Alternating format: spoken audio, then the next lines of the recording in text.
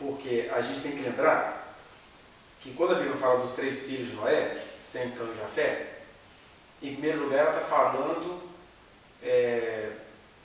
de uma origem espiritual e apontando para uma direção. Por exemplo, no capítulo 10 é que ele vai dar esses detalhes. No capítulo 10 você tem os filhos de Sem, que seriam os povos semitas, os quais deram origem aos judeus. Indicando aí que Sem, de repente, era aquele homem que ele carregava em si uma devoção a Deus.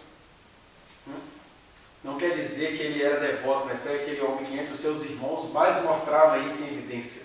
Então não tem nada a ver com Sem deu origem aos brancos. Isso é uma leitura pervertida da religião. A gente não sabe qual era a cor do Sem, do Cã e do Jafé. Nós sabemos que o Sem deu origem aos povos semitas, assírios, parte da Babilônia, Israel, etc. Só que as coisas não eram tão uniformezinhas assim, porque a Babilônia você tem nelas conteúdos semitas e conteúdos cananeus. Né? Jafé, que no original a palavra significaria engraçadinho, de onde vem o Magog, que é o ancestral dos mongoloides, aqueles povos mongoloides, dos olhos puxadinhos, bochechudinhos, baixinhos, né? Japonês, chinês, né? Siberianos. Então o Jafé indicava que ele era um menino engraçadinho. Aí diz o texto bíblico que deu origem a esses povos todos. Que, na verdade são os povos indo-europeus, o povo mais moreninho.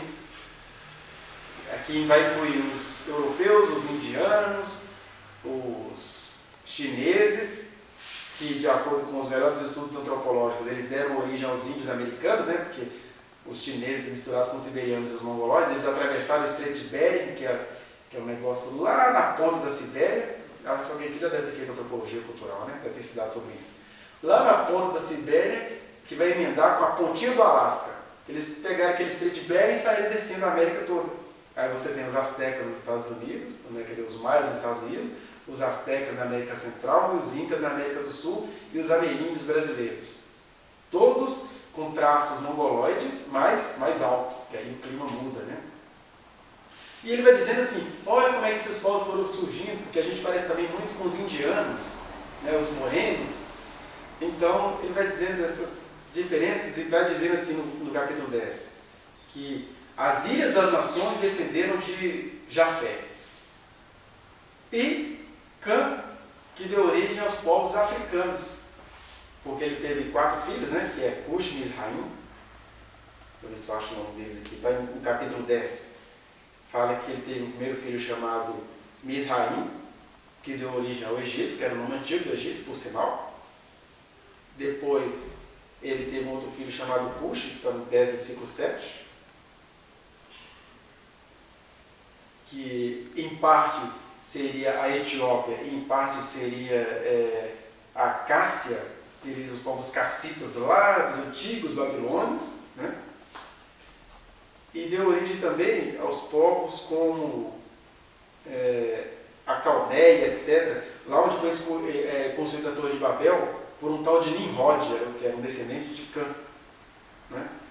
E no versículo 15 vai dizer que o Cã deu origem ao Canaã. Olha só, no 10, versículo 15. Canaã, que era o último filho do Cã, gerou a Sidom, seu primogênito, e a Et, que deu origem aos povos hititas, que são os primeiros, digamos assim, os primeiros terroristas da terra. Que habitavam em cavernas, habitavam em cabanas, e aí os hititas foram se misturando com os descendentes de Esaú, foram se misturando com os descendentes de Ismael, com os amalequitas, com todo mundo. E os hititas hoje, o que tem deles culturalmente, toda a teologia islâmica. Mas são os filhos de Canaã. E aí continua no versículo 16. Aos jebuseus, aos amorreus, aos gigaseus, aos cananeus, blá, blá, blá, um monte de coisa. Aí olha só, a história está sendo contada para mostrar isso. Não é mostrar uma realidade biológica, ou geológica, ou geográfica. É para mostrar uma realidade espiritual. Qual que é a realidade que o texto está tentando dizer com a história dos 3 filhos de Noé? Que Noé, seus 3 filhos e as suas mulheres foram salvos. Mas o que a gente precisa pensar é que os filhos de Noé cresceram na geração antes do dilúvio.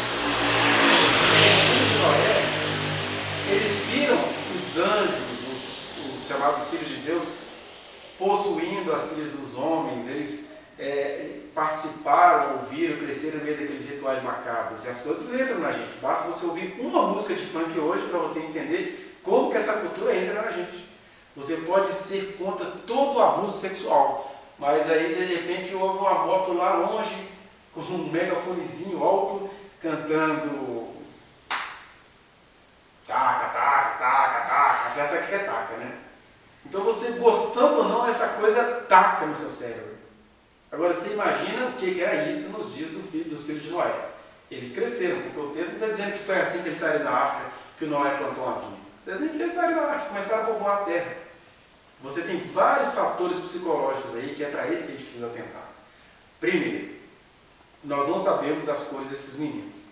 Agora, o que a gente pode depreender é que eles tiveram grandes conjuntos de traumas. Isso por si só já muda o nosso código genético. Aí de repente o filho de um nasce pretinho, o filho do outro talvez nasce mais gordinho com o olho puxadinho, o filho do outro nasce mais branquinho. Talvez aí essa ligação com a origem das raças. Pensando apenas no trauma que cada um teve. Basta qualquer um aqui já ter tido a experiência de uma depressão, ou de uma ansiedade, ou de uma frustração amorosa, para saber como que experiências tão pequenas do ponto de vista cósmico mudam o nosso ser.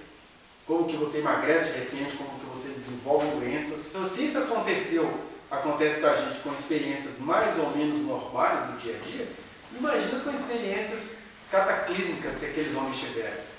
Esse trauma por si só já mostra como que a Terra teve que recomeçar, como era o mundo que o Noé teve que lidar. E a gente precisa entender que, se para o Noé e seus dois filhos, aquilo era uma experiência inovadora, que eles fizeram aquilo por fé em Deus, teve um menino lá que cresceu naquela cultura antes do dilúvio, que estava no meio do dilúvio, dentro da arca, trabalhando com todo mundo, mas que alguma coisa no coração dele não tinha morrido. Ou seja, Deus exterminou os demônios, seus produtos e todas as pessoas que não conseguiriam mais entender a verdade se não fosse por meio de uma tragédia. Mas alguém dentre aqueles que Deus salvou era salvo por determinação divina, mas não tinha um coração salvo. Porque ele gostava daquilo que ele viveu. A gente começou a vida nova, mas cá para nós, né? Ninguém é de ferro. Você pode achar ruim, mas você vai rir sim de uma piada bem horrorosa, da criatividade daquele cara que fala palavrão o dia inteiro, você vai achar graça nisso. Alguns disfarçam isso, como a maioria de nós, mas outros assim, que é de verdade, eu gosto disso.